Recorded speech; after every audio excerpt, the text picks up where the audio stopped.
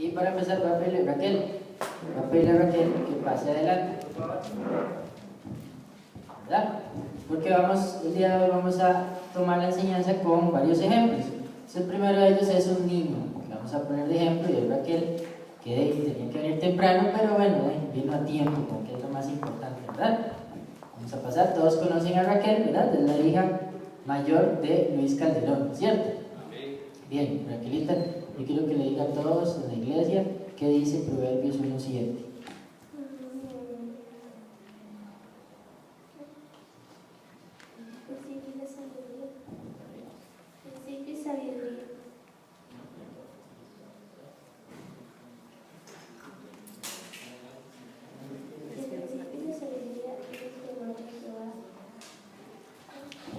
Raquelita está muy nerviosa, ¿verdad? Pero en la escuelita dominical cada vez, gracias,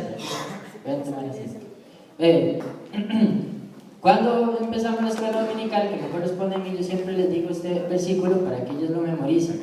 El principio de la sabiduría es el temor a Jehová. Entonces hay unos que ya hasta que hacen, ¿verdad?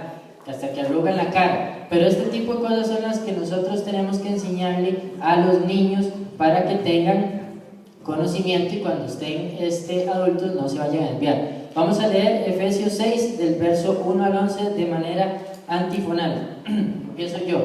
Hijos, obedeced en el Señor a vuestros padres, porque esto es justo. Honra a tu padre y a tu madre, que es el primer mandamiento con promesa. Para que te vaya bien y seas de larga vida sobre la tierra. Y vosotros, padres, no provoquéis a ira a vuestros hijos, sino criadlos en disciplina y amonestación del Señor. Siervos, obedeced a vuestros amos terrenales con temor y temblor, con sencillez de vuestro corazón como a Cristo.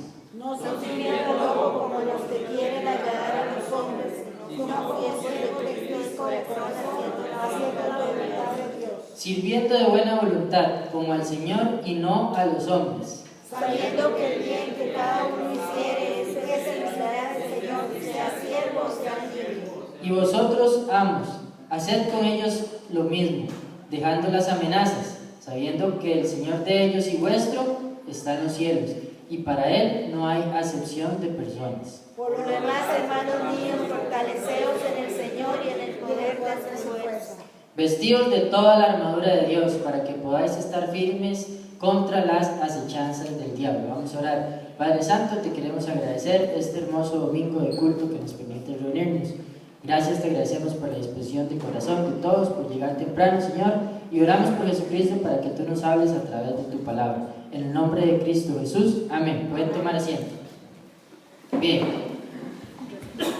Recuerden que todos estos domingos anteriores hemos venido hablando de Efesios, entonces la recapitulación que vamos a hacer va a ser muy breve, pero recuerden que lo más importante que aquí en Éfeso estaba el famoso templo de Artemisa, que ya lo hemos visto hasta el cansancio, ¿verdad? Que la diosa Artemisa era la diosa de fertilidad, era la famosa Diana. Ahí nos había enseñado Stephanie también la imagen la semana pasada de Artemisa, ¿verdad? Que era una diosa con 9 pechos, 12 pechos, no me acuerdo cuántos pechos tenía, ¿verdad?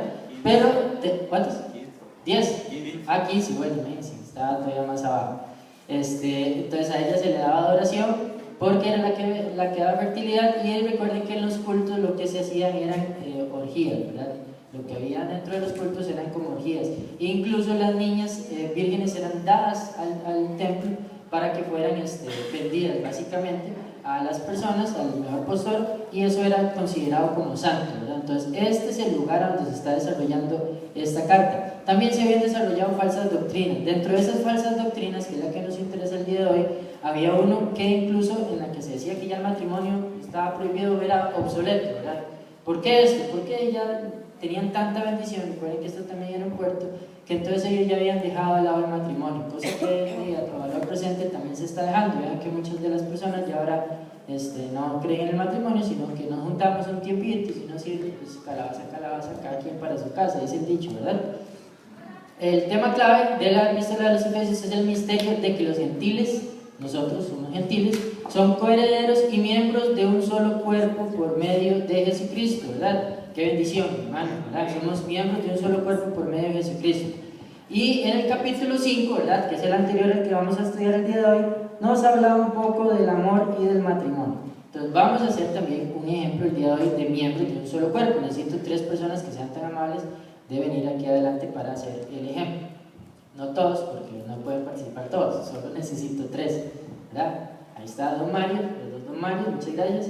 Douglas, entonces venimos para hacerla como rapidita la actividad, ¿verdad? Miembros de un solo cuerpo. Necesito que se agarren de los brazos, por favor, ¿verdad? Muy bien. Ahora, Don Mario está también con Douglas, si es tan amable, en forma de triángulo, por decir al revés, digo, chao.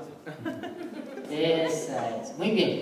Ahora, ellos son miembros de un solo cuerpo, ¿verdad? En este momento. Ahora yo le voy a pedir a Don Mario, pueden moverse un poquito para allá, ¿verdad? Ahí nomás, está bueno. Que yo le voy a pedir a los 2 Don Mario que caminen frente a ellos igual a Douglas. Muévanse hacia el frente de cada uno de ustedes, a ver qué pasa. ¿Verdad? Obviamente va a ganar el que tenga cuidado, obviamente está bueno. Obviamente va a ganar el que tenga más fuerza. ¿Por qué? Por razones obvias de que ellos no se están poniendo de acuerdo. Cada quien está jalando para su propio lado, a pesar de que son miembros de una misma entidad, por decirlo así, ¿verdad? Ahora nos vamos a poner de acuerdo con ellos. Vamos a caminar todos. Don Mario Bolaños va a dirigir al grupo. Entonces, Don Mario, ¿hacia qué dirección quiere que ellos caminen? Caminemos hacia mi frente. Ok, entonces caminen, por favor. Es un poco más sencillo, Mario. Pues sí, claro. Por supuesto que sí, ¿verdad? Muchas gracias. Ya le damos un aplauso a ellos por habernos ayudado. Miembros de un solo cuerpo. Vean que nosotros, como somos miembros de un solo cuerpo por medio de Jesucristo, ¿verdad? Pero obviamente tenemos que tener una dirección. ¿Quién sería nuestra dirección en la iglesia local? Pues obviamente el pastor, ¿verdad? Pero ¿qué pasa cuando nosotros decimos, no, mira, pues es que el pastor está enseñando algo muy feo, no me gusta? Entonces sucede lo que sucedió en el primer ejemplo. Bien, uno iba para allá, otro para acá y el otro va hacia el frente. Entonces, como que se iban jalando y no iban avanzando, entonces van avanzando chueco. Cambio, cuando ya Don Mario Bolaños toma la batuta, por decirlo así, dice vamos a avanzar hacia el frente, es un poco más sencillo de que ellos avancen más rápido.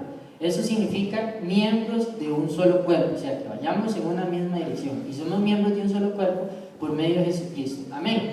Yo siento que esto es una gran paz, ¿verdad?, que nos da, aparte de la paz que tenemos nosotros ya en Jesucristo, por ser salvos por gracia únicamente.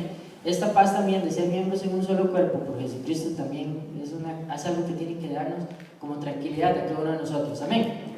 Muy bien, vamos a empezar entonces ahora sí con el versículo de Efesios 6:1. Hijos. Muy bien, entonces les habla, todos aquí son hijos, ¿verdad? Ninguno viene de los árboles o de las matas, es imposible, ¿verdad? Entonces primero nos habla a todos los hijos. Obedeced en el Señor a vuestros padres, porque esto es justo, ¿verdad? ¿Qué significa justo? Justo es que ese es el designio perfecto de Dios. Entonces Él así nos lo está exigiendo. Hijos, obedezcan en el Señor a vuestros padres. ¿Hay algún motivo por el cual nosotros tengamos que desobedecer a nuestros padres? Solo habría uno, ¿verdad? Que sea que nos esté pidiendo que vayamos en contra de lo que nos dice la palabra de Dios. Amén. Sería la única forma en la cual nosotros podemos desobedecer a nuestros padres, que es lo que nos está diciendo por aquí. Versículo número 2. No solo eso, hijos.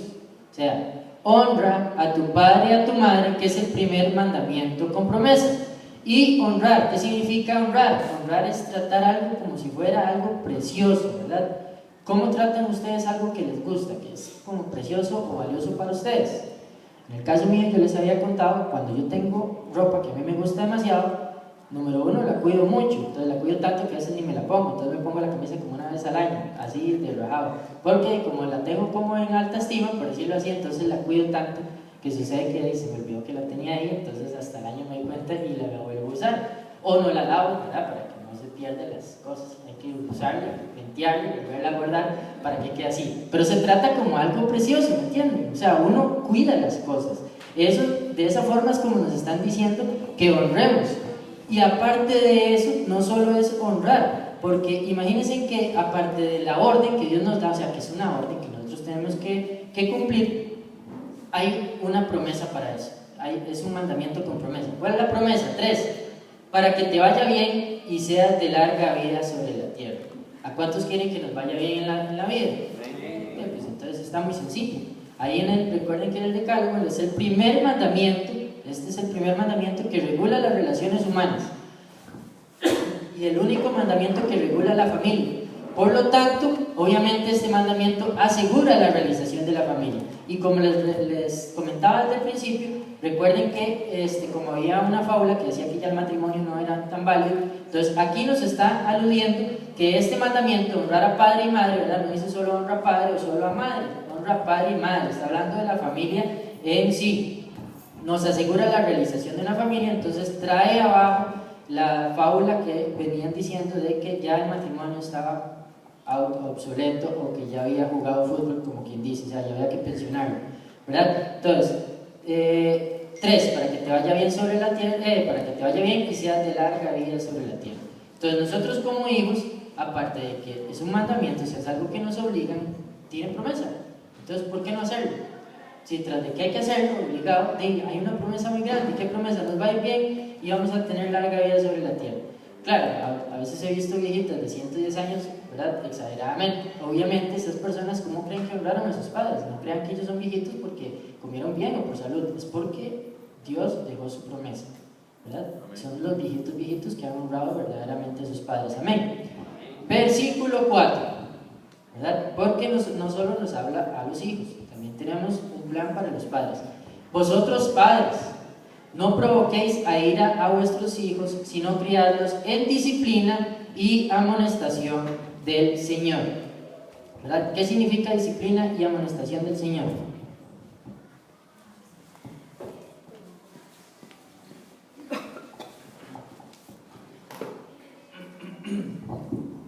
Perdón. A los hijos lo que se les debe de enseñar es el dominio propio, ¿verdad? ¿Y qué es dominio propio?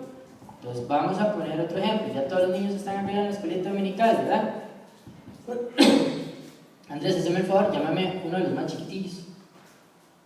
No, Jimena ya está muy grande. Necesitamos un niño para que sea un ejemplo como más claro de dominio propio que vamos a poner. Perdón, ahí en la parte donde dice, y vosotros padres, mientras vienen ellos, ¿verdad?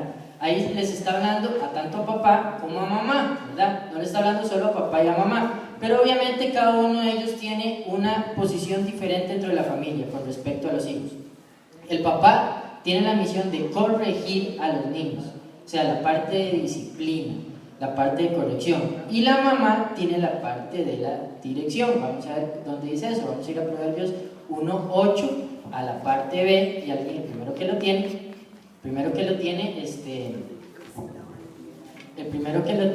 se pone en pie y lo lee, por favor.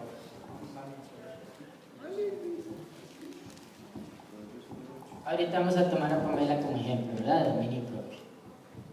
¿Quién tiene Proverbios 1:8, la parte B, por favor? Parte B. Amén. Ajá. Y no desprecies la dirección de tu madre. No desprecies la dirección de tu madre. Entonces vean que los papás tienen a cargo la disciplina, la corrección, y las mamás tienen a cargo la dirección. O sea, son cosas que van conjuntas, como un carro, ¿verdad? Un carro hay que manejarlo, pero también hay que hacer los cambios. Entonces la mamá va manejando y el papá va haciendo los cambios, por decirlo de esa forma. ¿De acuerdo, muchachos? Y vamos a enseñarles a ver qué significa el dominio propio. Pamela, ¿a usted le gustan los chocolates? ¿Sí? Ve este que está aquí, ¿te gusta? Ok, voy a ponerlo aquí, pero usted no lo puede tomar, ¿de acuerdo? Pase lo que pase. ¿Sí te gusta? ¿Quieres cogerlo? Sí, pero yo te dije que no, ¿verdad? Entonces a Pamela no le vamos a dar que ella lo tome, ¿verdad? ¿Ella tiene ganas de tomar el chocolate? ¿Sí o no? Sí, Pamela, ¿verdad? Pero yo le dije que no. Entonces, ¿qué está haciendo ella? Se está aguantando, ¿verdad? Sea como sea. Muy bien, Pamela, muchas gracias. Bye. Ven, ella se aguantó, ¿verdad? Tuvo dominio propio a pesar de que quería, ¿verdad? Entonces nosotros tenemos que enseñarles al niño. Hay cosas que evidentemente uno quiere hacer, pero no las debe hacer. ¿Por qué? Porque tiene que dominar la carne. Pero ese dominio propio no viene simplemente de, ¿verdad?, de que yo soy muy capaz, sino ese dominio propio viene ¿de dónde? De Dios. Uno tiene que pedirle a Dios eso, ¿verdad? Amén. ¿Vamos entendiendo? 4, ¿verdad? Entonces, y vosotros padres no provoquéis a ira a vuestros hijos. Esa parte a mí me llamó la atención porque dice, ¿qué significará provocar a ira a los niños? ¿Verdad? ¿Cómo provoca uno ir a los niños? Recuerden que en este tiempo la mujer no tenía 0 derechos prácticamente, los niños ni hablar, ¿verdad? Los niños eran los que le ayudaban a las hormiguitas prácticamente, ¿verdad? Pero la ira sería por hacer las cosas con rigidez y una autoridad dominante totalmente, o sea, más bien exigirle a las personas, pero de mala manera. Nosotros tenemos que enseñarle a nuestros hijos que aprendan que los mandamientos de Dios primero, y en base a esto ellos van a poder tomar sus mejores decisiones por medio del famoso dominio propio. Y volvemos al ejemplo que pusimos al principio de Raquel, ¿verdad? Que se quedó toda asustadilla y no puedo decir el famoso Proverbios 1:7, que dice: el principio de la sabiduría es el temor a Jehová. Amén. Entonces, este tipo de cosas son las cosas que se les graban a los niños, y cuando son grandes en algún momento les va a llegar y lo van a tener, ¿verdad? Si ellos no tienen grabados en sus cabecitas la palabra de Dios, ¿qué van a llevar? O sea, ¿qué decisiones van a tomar en el futuro? Probablemente las experiencias que hayan tenido con sus padres, y si sus padres han dominado con total rigidez y autoridad, van a tener un resentimiento, ¿cierto? Justamente esto es lo que les estaba hablando Pablo a los Efesios, o sea, no los provoquen a ira, porque si no, más bien van a salir como un caballo desbocado, ¿verdad? A los hijos tampoco es que les, ¿verdad? Como que dicen, ustedes les sueltan la rienda, no, tampoco, porque si no se desvían. Corrige al niño, corrige al niño cuando fuera niño, instruye al niño cuando sea pequeño, y aún de grande no se desviará del camino. Más o menos, hermanos, nos vamos al verso número 5. Ok, entonces ya pasamos la parte de padres e hijos, y ahora nos viene hacia otro punto. ¿Cuál es el punto que viene? Dice: siervos, obedeced a vuestros amos terrenales con temor y temblor, con sencillez de vuestro corazón, como a Cristo. Ok, entonces los siervos, si nos venimos a valor presente, ¿quiénes serían los siervos? Serían los colaboradores, ¿verdad? O trabajadores de cualquier empresa o de cualquier persona. Y vean que ahí dice: servid a vuestros amos con temor y temblor. Y aquí yo quiero que quede claro: temor y temblor es muy diferente a miedo. Recuerden que el temor y temblor es algo como de respeto, ¿verdad? Uno tiene temor y temblor a algo, pero lo hace. Pero cuando vos te ataca el miedo no te deja hacer eso que tenés que hacer vos. Entonces vamos a poner un ejemplo de un perro bravo. Un día de estos andaba un Stanford por aquí, ¿verdad? Andaba suelto, era un vecino. Pues mi papá dijo que qué bonito, que se parecía a uno que teníamos nosotros, y evidentemente como estaba la puerta abierta y estaba Ramel, el perro de nosotros, entonces ¿qué creen que pasó? Se empezaron a pelear, ¿verdad? Por supuesto que ellos se empezaron a pelear. Evidentemente el Stanford tiene muchísima más fuerza que él. Yo me paralicé del miedo, pero yo tenía que quitarle el perro a Ramel porque si no lo iba a matar, ¿verdad? Entonces yo tenía temor y temblor, ¿verdad? No tampoco tanto temblor, no, porque me hubieran temblado las canillas, como quien dice, pero sí tenía temor, pero no tuve miedo. Tuve que agarrar el Stanford, ¿verdad? Quitárselo y decir, por lo menos cierren la puerta, ¿verdad? Para poder soltar el perro, porque el perro sí quería seguir atacando a Ramel, ¿verdad? Pero lo agarré y lo tomé. ¿Era lo que me correspondía hacer? Sí, porque si no, ¿quién hubiera hecho eso? Si no, lo hubiera matado al perro, ¿verdad? Entonces yo tomé el perro con mucho temor y temblor y lo quité, ¿verdad? Que era lo que me correspondía. Básicamente esto es lo que nos está diciendo. Yo lo hice con miedo y con cuidado. ¿Por qué? Porque me podía pasar algo. Básicamente esto es lo que nos está pidiendo a todos los que trabajamos. Las cosas tenemos que hacerlas como para el Señor. Servir bien al empleador es servir bien a Dios. Entonces, escuchen de nuevo esta frase. Servir bien a nuestro empleador es servir bien a Dios. ¿Y por qué esto? Vamos a ir un momento a Colosenses 3:23, por favor, el que lo tenga, se pone en pie y lo lee. Amén. Y todo lo que hagáis, hacedlo de corazón como para el Señor y no para los hombres. Todo lo que hagáis, hacedlo de corazón como para Dios y no para los hombres. Entonces, ¿cómo tenemos que tomar nosotros nuestro trabajo? Como si fuera para Dios. Exactamente. Todo lo que nosotros hagamos lo tenemos que hacer para Dios. Entonces, pero Pablo deja todavía un huequito abierto. Vean lo que dice ahí. 6. No sirviendo al ojo, como los que quieren agradar a los hombres, sino como siervos de Cristo, de corazón, haciendo la voluntad de Dios. ¿Qué significa servir al ojo? Ustedes han visto las personas que cuando llega el jefe, ahí sí, ¿verdad? Corre para allá y viene para acá y vamos y pongámosle y hagámosle, ¿verdad? Y ya cuando se va el jefe, son los primeros que están tomando café, o media hora de café, 2 horas de café, 3 horas, y no pasa nada. Estos son aquellos que sirven al ojo, o sea, cuando te están viendo, es cuando hacen las cosas bien, pero cuando no te están viendo, entonces no las haces bien. Nosotros no tenemos que ser de esas personas, sino tenemos que ser de las personas que siempre nos está viendo Dios, amén. Entonces, ¿cómo tenemos que hacer las cosas siempre? Bien, pero hay otra cosa. ¿Cuál es la voluntad de Dios con respecto al trabajo? Bueno, número 1, ya vimos que las cosas tenemos que hacerlas de corazón. Y número 2, yo me puse a pensar, bueno, ¿cuánto es lo correcto trabajar diariamente? ¿Verdad? Pues entonces me puse a pensar, obviamente en el inicio Dios trabajó ¿cuántos días? 6 y descansó 1. Entonces vamos a ir un segundito a Génesis 2, 1 y 2 para que vean que yo no estoy bateando, no es que estoy inventando, sino que Génesis ahí dice cuántos días trabajó el Señor haciendo la creación. ¿Quién lo tiene? ¿Ah? El que lo tiene se pone en pie, porfa, y lo lee para todos. Génesis 2, 1 y 2. Mario. Se les pedazaron los anteojos de Mario. Cambio de editor, por favor. Amén. Ajá. Fueron pues acabados los cielos y la tierra y todo el ejército de ellos.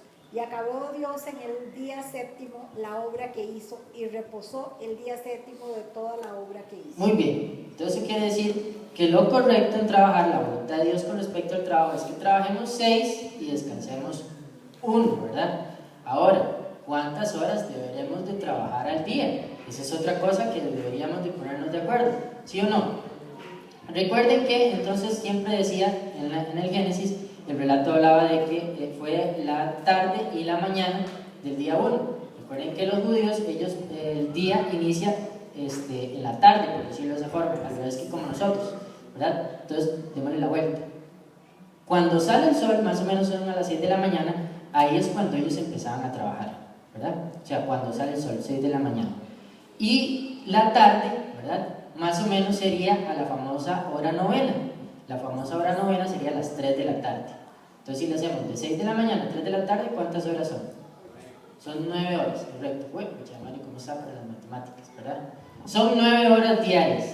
Entonces, si ustedes inician a trabajar a las 8 de la mañana, ¿hasta qué horas tienen que trabajar más o menos?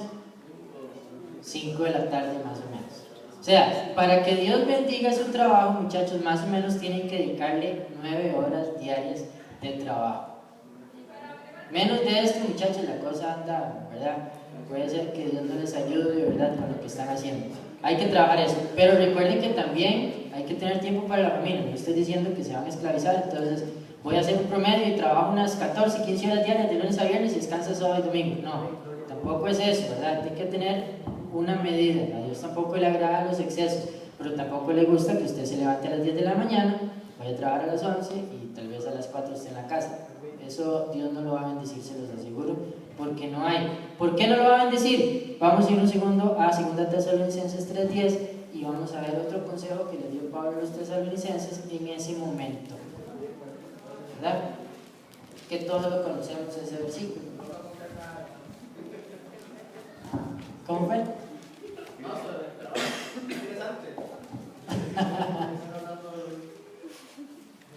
Muy bien, 2 Tesalonicenses 3:20, ¿quién lo tiene? 3:10, perdón, 3:10, sí. El que lo tiene se pone en pie y lo dice duro. Porque también cuando estábamos con vosotros os ordenábamos esto: si alguno no quiere trabajar, tampoco coma. Entonces, cuando estamos entre nosotros, les ordenamos esto: muchachos, si usted no trabaja, no coma, punto.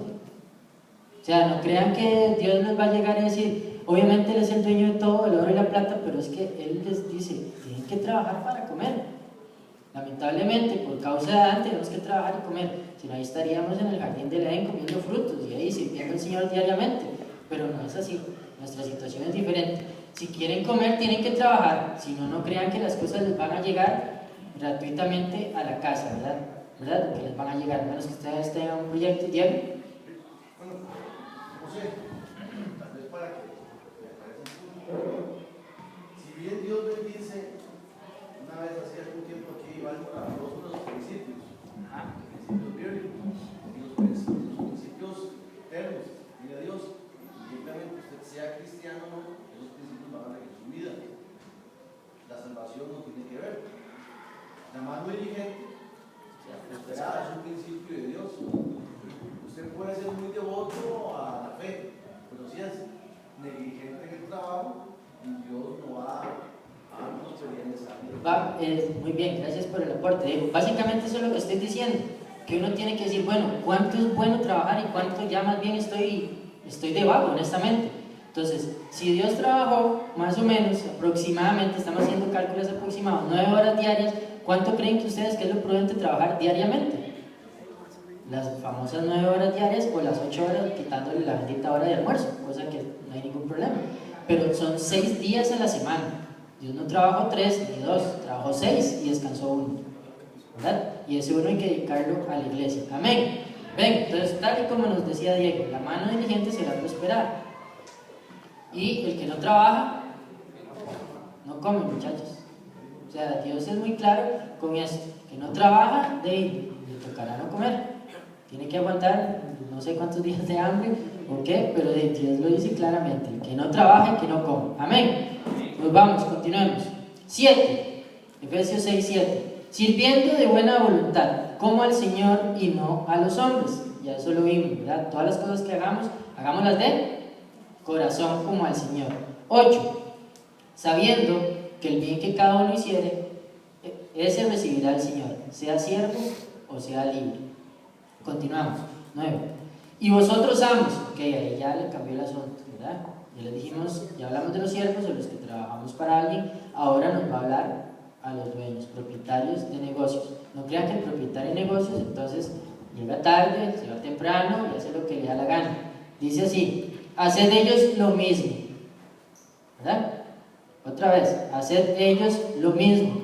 Eso quiere decir que los dueños de los negocios tienen que tratar bien a sus colaboradores, ¿verdad? Y tienen que trabajar más. O más bien ellos son los que dicen, pues mira, no hay que trabajar, hoy hay que trabajar horas extra, pero entonces voy a decirle a fulano que se quede y yo me voy a la casa porque estoy muy cansado. ¿Es eso correcto? Por supuesto que no, ¿verdad? Más bien, él es el que tiene que poner el ejemplo. Básicamente esto es lo que se está hablando, o sea, que no tenemos, o sea, predicar con el ejemplo y no sobreexigir a las demás personas si nosotros no lo exigimos. 9, hacer de ellos lo mismo, dejando las amenazas, sabiendo que el Señor de ellos y vuestro está en los cielos y que para Él no hay acepción de personas. Entonces aquí Pablo les dice, recuerden que de todas formas este periodo corto de tiempo que estamos en la tierra es temporal. Cuando lleguemos al cielo, siervos, empleadores, dueños de empresas o no dueños de empresas, vamos a ser iguales ante Dios, ¿sí o no? Amén, somos iguales ante Dios, no hay acepción de personas, aquí lo dice claramente. Entonces, cuando estemos ante Dios, tanto el que tiene dinero como el que no tiene dinero, el que trabajó o el que no trabajó, igual va a ser igual ante Dios. Dios le va a pedir cuenta a todos de todo lo que se haga. Amén. Versículo 10 para ir cerrando. Por lo demás, hermanos míos, fortaleceos en el Señor y en el poder de su fuerza. O sea, todo lo demás que ya se quedó sin hablar, fortaleceos en el Señor y en el poder de su fuerza. Hay un versículo que a mí me gusta mucho y supongo que todos lo saben de memoria, Filipenses 4:13, que dice, todo lo puedo en Cristo que me fortalece, ¿verdad?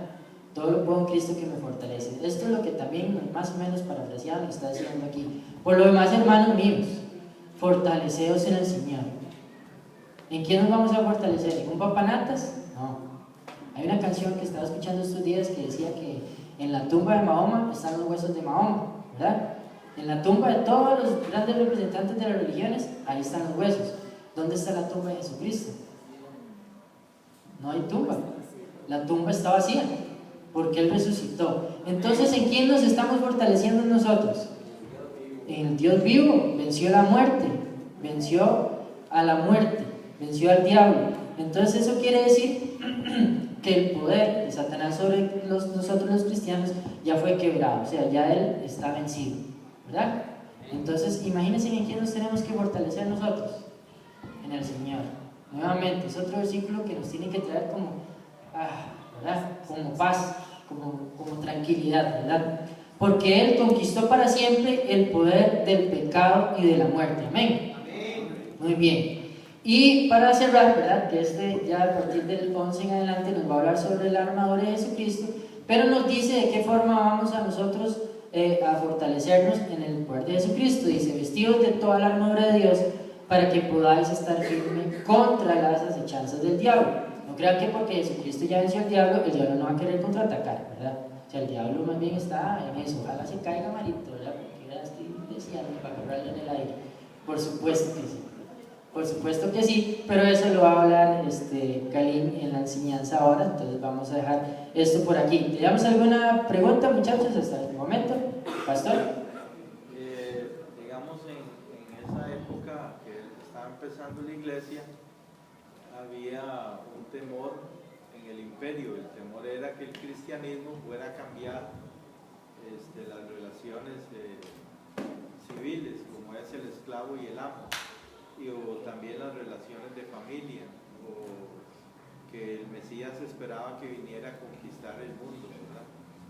Entonces Pablo aquí lo que hace es, para que vos expliques, que lo que hace es establecer que no van a haber cambios. O sea, básicamente sí, lo que quiere decir el pastor es que, digamos, en este momento se esperaba que el cristianismo hiciera un cambio casi de 360 grados totalmente, ¿verdad? Que ya se dejara todo este tipo de cosas, pero Pablo viene y les dice, muchachos, tranquilidad, todo sigue normal, ustedes tienen que vivir como tiene que ser. Entonces, por eso es que él se está normando, vea que en esta parte del verso 6 se reguló las relaciones padres-hijos, hijos-padres, se reguló la relación siervos-amos, amos-siervos, en este caso empleadores con colaboradores, colaboradores con empleadores, ¿verdad? Y por último, recordándoles a todos, ¿verdad? Padres, hijos, empleadores y a todos, que todos en algún momento vamos a tener que comparecer ante el tribunal de Cristo y vamos a ser exactamente iguales, ¿verdad? Entonces tenemos que hacer todas las cosas como para Dios. Ricardo, sí. Y en esos días el esclavo Onésimo se le escapó a Filemón y se fue a servir a Pablo. Ah, sí, pero eso es en una carta más adelante tendríamos que... Pero si Pablo permite eso, hubiera sido una rebelión sí. de esclavos. Sí, eso fue, lo que no recuerdo la carta, ¿cuál es? Filemón. Bueno, que Filemón se escapó y se fue a servir a Pablo, pero bueno, no me acuerdo cómo es bien la cosa, pero cuestión que Pablo mandó una carta y devolvió a esa persona, ¿verdad? Explicándole qué fue el asunto todo, porque Pablo bien ahí decía que le estaba sirviendo muy bien, que él podía habérselo dejado por derecho, pero que no era lo correcto en ese tiempo era regresar el esclavo a donde pertenecía, y él regresó a donde perteneció, ya si él lo dejaba libre, pero era derecho del amo en ese tiempo, y ahora la esclavitud se abolió y entonces la cosa es diferente, ¿verdad? Más o menos. Amén. Muy bien, entonces vamos a ponernos en pie para orar y pedirle a Dios. Recuerden que entonces básicamente este capítulo del estudio de hoy nos hablaba un poquito de la honra que tenemos que dar a nuestros padres, ¿verdad? También de tener un poco de control con la mano rigurosa que le damos a nuestros hijos, porque también mucho yugo es pesado, ¿verdad? Entonces tampoco es ni mucho que duela ni tan suelto que puedan andar haciendo loco. Y por último, saber que el trabajo es una bendición de Dios y tenemos que cuidarlo. Entonces por eso tenemos que hacer las cosas todos como para Dios. Amén. Vamos a orar. Padre Santo, te agradecemos este día hermoso que nos regalas, agradecemos tu palabra, agradecemos las bendiciones que tenemos y en especial agradecemos por Pablo, Señor, que escribió esta carta para regular las relaciones y hacernos entender cómo debemos de guiarnos en la vida. Oramos por Jesucristo para que sigas bendiciendo este culto y que sea de provecho para nuestra vida espiritual. En Cristo Jesús. Amén. Amén.